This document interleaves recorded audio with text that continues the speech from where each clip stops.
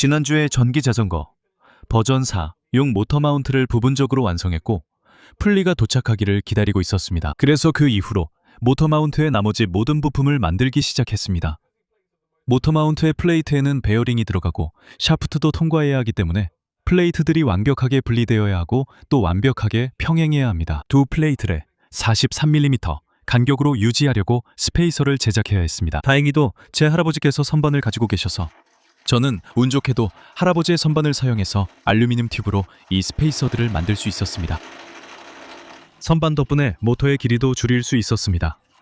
지난주 영상에서 말씀드렸듯이 모터 끝에 있는 돌출 부분이 페달 크랭크에 걸렸기 때문에 이 부분을 잘라내고 보기 좋게 다듬을 수 있어서 정말 유용했습니다. 할아버지께 그라인더도 있어서 제가 2차 드라이브 샤프트 끝을 평평하게 갈아 풀리 장착 시 고정, 나사가 고정될 평평한 면을 만들 수 있었습니다. 풀리도 곧 도착해서 이제 자전거의 나머지 부분을 조립할 시간이었습니다. 하지만 여기서 첫 번째 문제가 발생했습니다. 제 카메라 배터리가 완전히 닳았습니다. 어떻게 저를 혼내야 할지 모르겠지만 정말 혼날 상황입니다.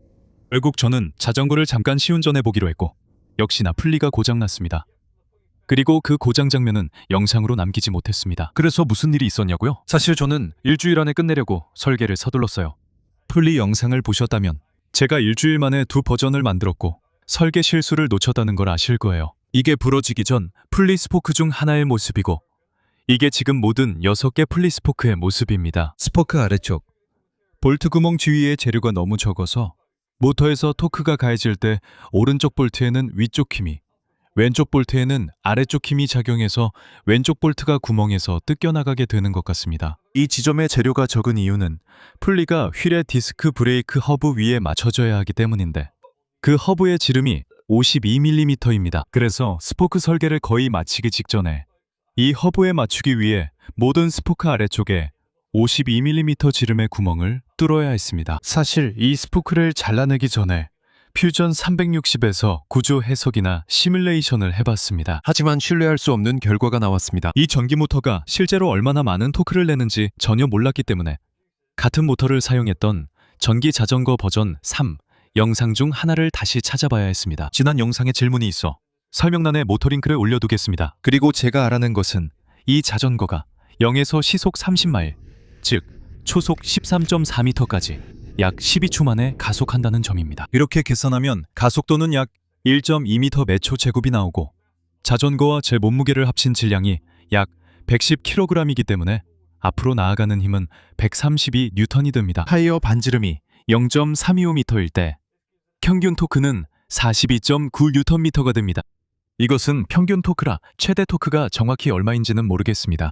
이제 최대 토크는 더 클 수 있으며 전디 자전거 버전 4는 기어비로 토크가 20% 높지만 최고 속도는 20% 낮습니다.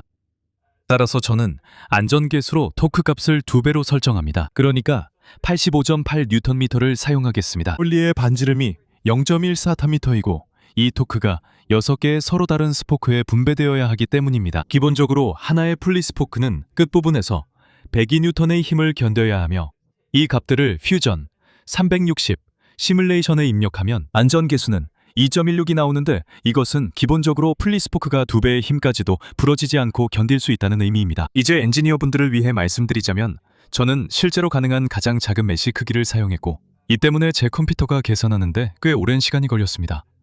하지만 가장 정확한 결과를 얻기 위해 그렇게 했음에도 불구하고 여전히 정확하지 않았습니다. 그래서 풀리가 고장난 후 저는 퓨전 360 시뮬레이션을 다시 확인했고 그제서야 실험을 완전히 잘못하고 있었다는 걸 알았습니다. 처음에는 여기 아래쪽 볼트 구멍에 풀리를 고정하고 여기 구멍에 수평힘을 가했었습니다. 하지만 이 방법은 볼트 구멍이 뜯길 수 있다는 점을 고려하지 않았습니다. 그래서 제가 해야 했던 것은 시뮬레이션을 변경하고 기본적으로 퓨전 360에서 볼트 제약 조건을 사용해서 이 구멍들을 가짜 하부에 볼트로 고정한 다음 시뮬레이션을 다시 하는 것이었습니다. 이렇게 하니까 안전 계수가 0.87인 좀 더 정확해 보이는 결과가 나왔습니다. 기본적으로 곧 부서질 거라는 의미죠. 저는 테스트를 더 진행해 예전 스포크를 허브에 장착하고 허브를 바이스에 고정했습니다. 저는 스포크 한쪽이 이미 부러졌지만 반대로 장착해 다른 볼트 구멍을 찢게 했습니다. 이렇게 하면 꽤 정확한 테스트가 될 것 같았습니다. 다음으로 스포크 끝에 줄을 달아 얼마나 힘을 견디는지 테스트했습니다. 좋아요. 이게 10kg으로 하는 첫 번째 테스트입니다. 10kg은 버티는 것 같지만 변형이 일어나는 것 같습니다. 얼마나 잘 보이실지 모르겠지만 여기 이 볼트 구멍 주변에 확실히 변형이 있습니다. 좋아요. 이제 무게를 11.25kg으로 올렸습니다.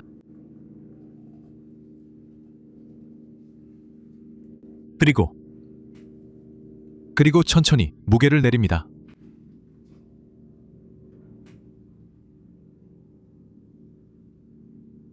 그리고 있잖아요. 그들은 11.25kg, 즉 약 110N의 힘에서 실패했어요. 이 수치는 퓨전 360의 예측치보다 약간 높을 뿐입니다. 그래서 저는 새로운 플리스포크를 설계하기 시작했어요. 이번에는 볼트 구멍 주변에 더 많은 재질을 추가했을 뿐만 아니라 볼트 구멍 자체도 더 멀리 떨어뜨려서 비틀림이 가해질 때 인장력과 압축력을 줄일 수 있도록 했습니다. 저는 또한 풀리에 승디 프린트 부분을 보강할 수 있도록 알루미늄 링도 설계하고 절단했습니다. 모든 부품 절단과 풀리 조립 전 저는 새 풀리 스포크를 바이스에 고정하고 무게추를 달아 동일한 구조 테스트를 다시 했습니다. 그리고 망치로 몇 번 두드렸음에도 불구하고 20kg을 거뜬히 버텼습니다. 다음 날에는 새로운 풀리 부품들을 자르고 탭을 내고 구부리는 작업을 했으며 애니큐빅에서 보내준 새 3D 프린터로 새로운 3D 프린팅 톱니 프로필 부분도 출력했습니다. 이건 애니큐빅의 신형 7온 프린터입니다. 제가 발음을 제대로 했는지 모르겠네요. 그리고 지금까지 꽤 괜찮은 것 같아요. 빌드 플랫폼이 엄청 크고 예전 크리얼리티 CR10에는 없던 정말 좋은 기능들이 몇 가지 있어요.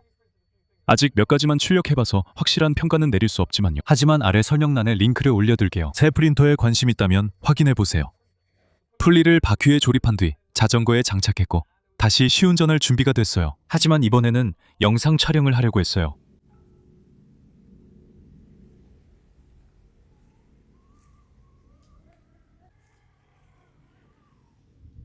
네, 걷는 속도를 넘기는 첫 번째 테스트는 통과했습니다. 토크를 더 주자. 벨트가 미끄러졌어요. 이제 장력을 좀 더 줘야겠네요.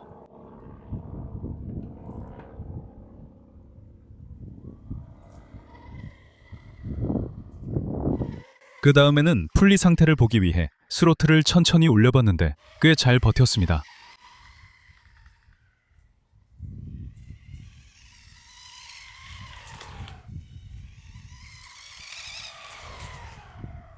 하지만 문제는 끝나지 않습니다.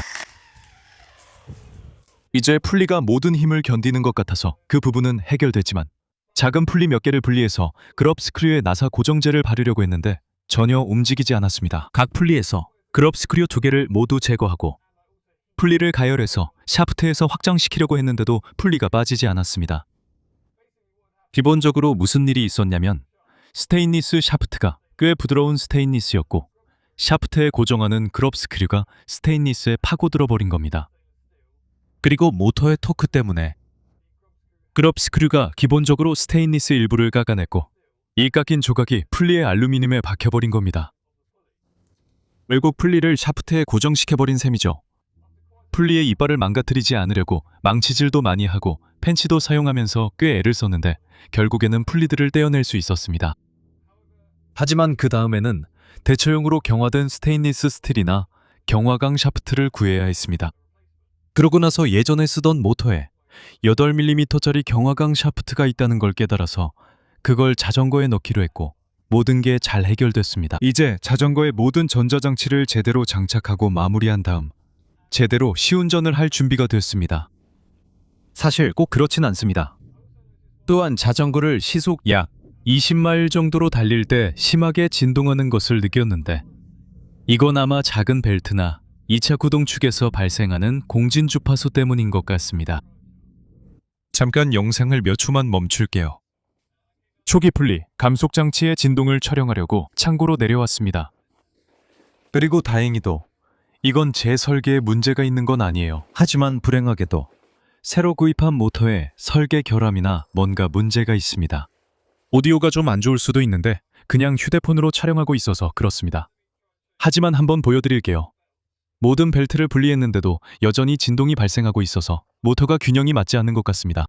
여기 보이는 게 모터 출력 샤프트입니다. 이 감속기에는 벨트가 연결되어 있지 않습니다. 그리고 안전상의 이유로 뒷바퀴도 벨트에서 분리되어 있는 것이 분명합니다. 그리고 특정 RPM에서 스로틀을 올리면 심한 진동 소리가 납니다.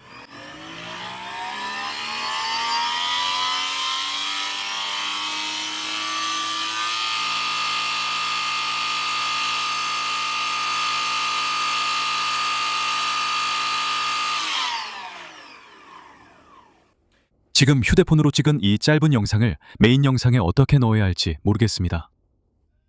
왜냐하면 제가 예전에 사용하던 싱글 플리 방식으로 다시 돌아갈 거라고 설명드렸던 것 같기 때문입니다. 이제 모터에 문제가 있다는 걸 알았습니다. 그러면 모터 문제를 해결해 봐야 하고 모터 마운트에 대한 제 설계는 사실 괜찮다는 걸 알게 됐습니다. 그래서 우리는 여전히 고토크 듀얼 플리 감속 방식도 여전히 괜찮을 수 있습니다. 말은 여기까지 하고 본 영상으로 돌아가겠습니다. 모터에서 바로 메인 드라이브 벨트를 연결해 듀얼 플리 감속 장치를 없애고 싶지만 그러면 전기 자전거에 많은 토크를 주겠다는 아이디어가 사라지고 지난주 영상도 의미 없어집니다. 모터 마운트도 전부 다시 만들어야 하기 때문입니다. 그래서 전기 자전거가 그런 상황입니다. 다음에 뭘 해야 할지 모르겠어요. 플리의 전체 분석과 그 구조적 파괴에 대한 내용이 여러분께 흥미로웠길 바랍니다. 저는 이 프로젝트에서 잠시 물러나 앞으로 할 일을 더 고민해 보려 합니다. 저는 한 걸음 나아갔다가 두 걸음 뒤로 가는 것보다 그냥 있는 게 낫다고 생각해요. 그래서 이걸 제대로 설계하려면 시간이 더 필요해요. 저는 프로젝트를 시작할 때 서두르지 않겠다고 말했었는데 전기 자전거를 갖게 된다는 흥분에 휩쓸려서 결국 서두르게 됐어요.